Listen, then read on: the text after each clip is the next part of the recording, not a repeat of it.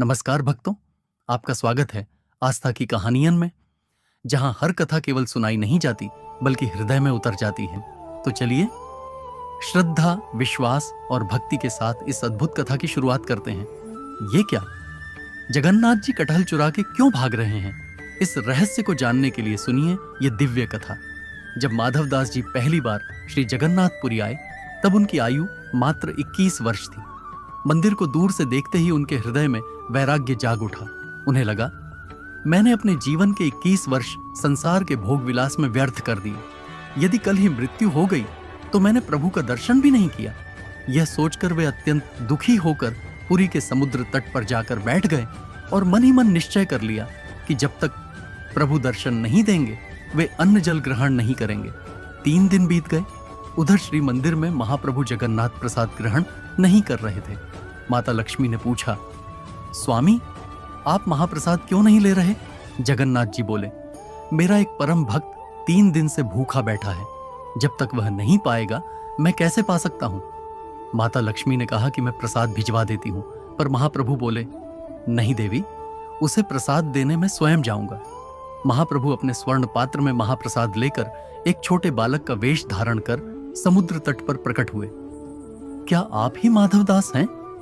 हाँ, महाप्रभु जगन्नाथ जी ने आपके लिए महाप्रसाद भेजा है। इतना सुनते ही माधवदास जी मूर्छित हो गए। जब होश आया तो बालक अदृश्य था, पर सोने की थाली सामने रखी थी। उन्होंने प्रसाद ग्रहण किया। उधर मंदिर में हड़कंप मच गया। महाप्रभु की सोने की थाली गायब है।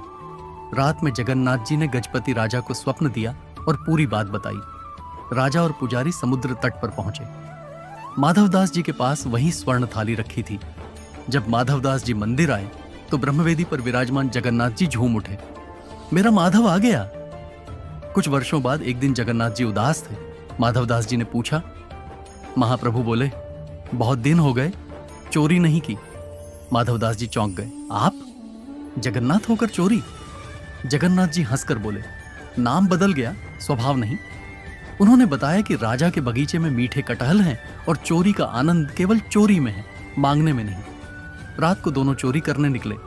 माधवदास जी पेड़ पर चढ़े, आवाज हो गई। माली जाग गया। जगन्नाथ जी तो अदृश्य हो गए, लेकिन माधवदास जी पकड़े गए। सुबह राजा आया। सब जानकर उसकी आंखों में आंसू आ गए। मैं कितना भाग्यशाली हूं कि महाप्रभु मेरे बगीचे में चोरी करने आए। राजा ने पूरा बगीचा श्री जगन्नाथ जी को समर्पित कर दिया। अगली सुबह समुद्र तट पर माधवदास जी को कालिया ठाकुर मिले। माधवदास जी बोले, प्रभु, चोरी तो हुई नहीं। जगन्नाथ जी मुस्कुराए, लेकिन भक्त का प्रेम मिल गया।